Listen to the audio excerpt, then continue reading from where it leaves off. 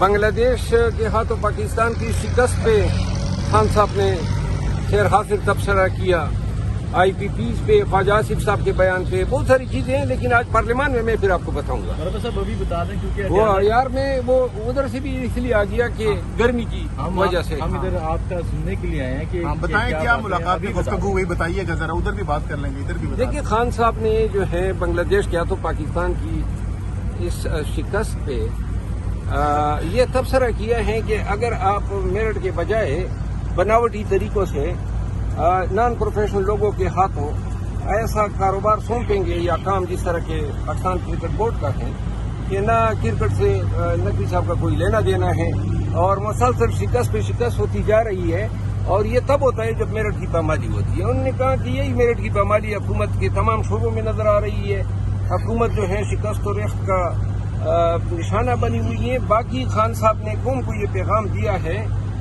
کہ اب ہم سب نے مل کے پاکستان کی حقیقی آزادی کی جنگ متحد ہو کے لڑنی ہے۔ 8 ستمبر کے جلسے پہ انہوں نے کہا علی امین خان کی مکمل ذمہ داری ہوگی کہ وہ اس جلسے کو حرارت میں کرائیں۔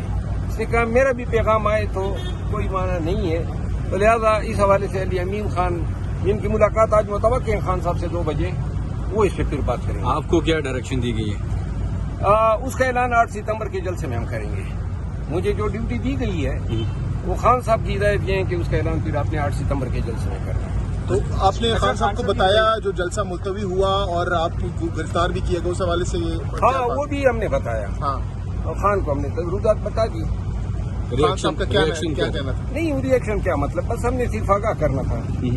انہوں نے یہ کہا ہے کہ اب 8 ستمبر کے جلسے کے لیے پوری تیاریاں کر لیں اور ہر چیز کے لیے ایڈوانس میں تیار رہیں، وہ ہاتھ ڈالتے ہیں تو آپ لوگوں نے اپنی گرد بھی ان کے ہاتھوں نہیں لگی۔ شیرت المحمد صاحب یہ بتائیے گا کہ جو آپ کا جلسہ ملتوی کیا گیا اس پر آپ کے کارکنان کافی ڈسہارڈ ہیں۔ خان صاحب نے اپنے اس فیصلے پہ ریگریٹ ظاہر کی ہے کہ مجھے یہ نہیں کرنا چاہیے تھا، لیکن انہوں نے کہا کہ میرے سامنے یہ پکچر پورٹرے کی گئی کہ انتشار ہو جائے گا اور خون بہہ جائے گا، تو اس نے کہا ملک میں انتشار کی سیاست ہم نے کی ہے، لیکن آئندہ انہوں نے کہا کہ چاہے کچھ بھی ہو جائے جلسہ 8 ستمبر کا عدالت میں ہونا ہے۔ اور اگر آپ کی بار ملتوی ہو گیا، خان صاحب نے کوئی ایسا کہا نہیں، اس نے کہا ملتوی کوئی کر ہی نہیں سکتا ہے۔ دفعہ 144 کا نفاذ کر دیا جاتا ہے۔ دفعہ 144 کو پھر غلام نبی کی دلہن ہے۔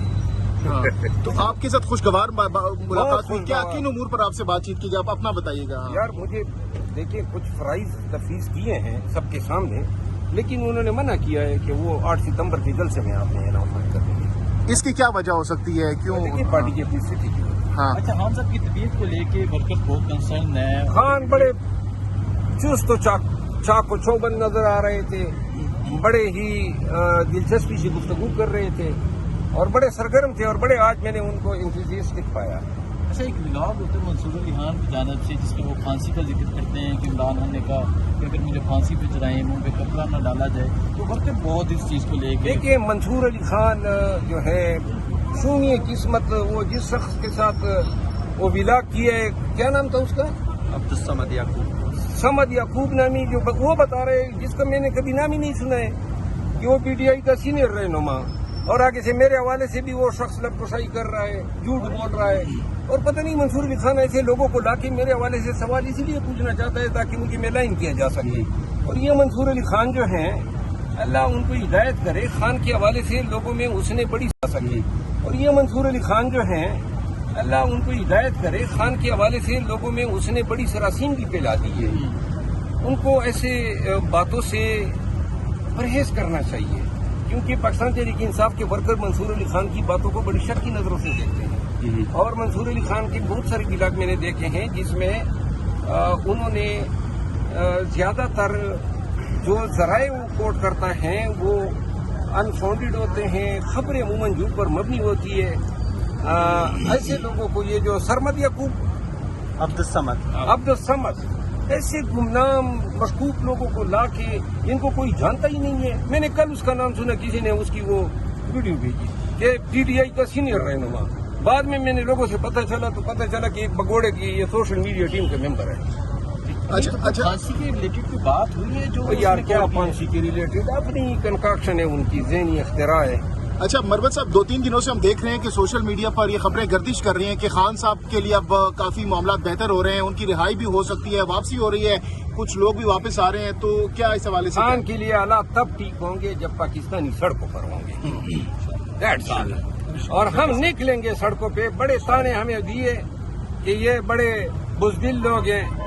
मैं चैलेंज करके कहता हूं कि इन बुजदिलों की बुजदिली आपने देखनी। 8 सितंबर के बाद हमने वादा किया है कि खान की रिहाई के लिए कौम को निकालेंगे और इंशाल्लाह पूरी पीटीआई निकलेगी, पूरी क़यादत निकलेगी और पंजाब में निकलेगी। इस्लामाबाद में जलसा, फिर अगली बारी लाहौर की। अगली बारी इंशाल्लाह इस तमाम चीजों को डिस्कस करने के बाद हम 8 सितंबर को अनाउंस करेंगे। तो खान साहब की रिहाई कब तक देख रहे हैं, ग्राउंड रियलिटीज को देखने के बाद? 8 सितंबर के बाद खान की रिहाई इंशाल्लाह बहुत जल्द होगी। जो ही हमारी तहरीक शुरू होगी खान की रिहाई, लेकिन वो तो अदालतों के जरिए बाहर आएंगे ना, तहरीक के साथ इसका क्या ताल्लुक है? अदालत के जरिए कोई बाहर नहीं आ रहा है आजकल।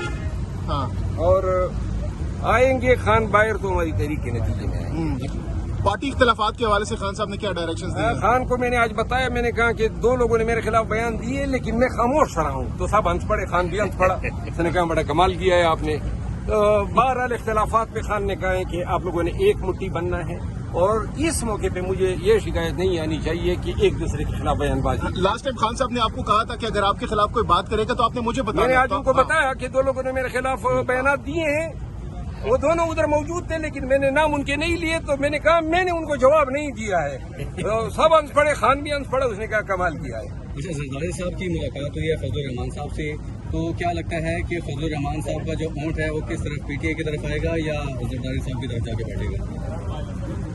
मेरा ख्याल है मौलाना साहब का आजकल ऊँट जो है उसको खुद समझ नहीं आ रही है कि किस करवट बैठे, लेकिन अल्लाह करे कि मुल्क कौम के मफाद में बैठ जाए। लगता क्या कोई मुझे वसूख से नहीं कह सकता। 8 सितंबर को कितने लाख लोगों को आप इकट्ठा कर मेरा सकेंगे? ख्याल है 3 लाख से ज्यादा लोग आएंगे। आपको लगता है इस तरह निकल पाएंगे? क्योंकि पिछले जलसे में भी लोग आए थे अब और जलसे नहीं ये होते। क़यादत की जिम्मेदारी है। खान ने आज सबको कहा कि आप सब ने 8 सितंबर के लिए बोलना है। अब हम देखते हैं, हम स्ट्रेटेजी बनाएंगे कि किस तरह लोगों को हम ये बावर करा सके कि 8 सितंबर का जलसा किसी सूरत में एडजर्न नहीं होगा, पोस्टपोन नहीं होगा। इस पे हम डिस्कशन करेंगे। बाद डिस्कशन फिर कौम के सामने। कौमी असम्बली में आज कौन सा बड़ा ऐलान आप करने जा रहे हैं? आपने कहा कि मैं वहाँ बात करूंगा। नहीं, आज मैं बात करूंगा 1-2 इशूज पे। एक इशू तो ये इंटरनेट जो है स्लो है और जिससे पूरा पाकिस्तान सफर कर रहा है, इस पे बात करूंगा। दूसरा मेरे हल्के में जो है वो बहुत ज्यादा मिलिटेंट्स ने अब सड़कों पे कब्जा कर लिया है, नाकाबंदियां कर ली है और बदआमनी की सूरत हाल है। इस पे मैं बात करना चाहता हूँ और कुछ FBR के मामलात हैं उन पे बात करूंगा। बहुत बहुत शुक्रिया।